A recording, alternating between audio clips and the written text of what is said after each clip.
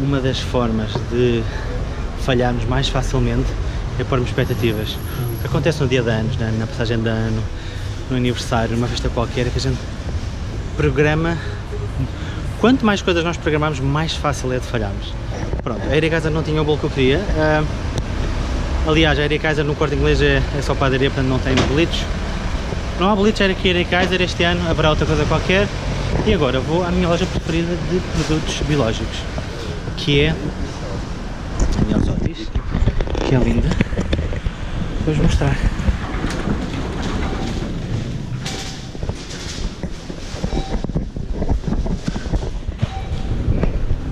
Que bonito.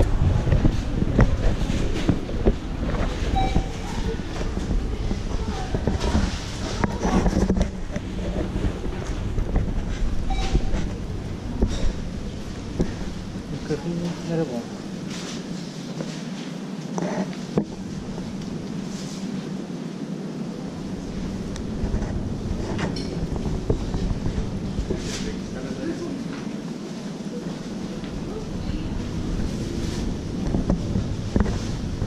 Yupi.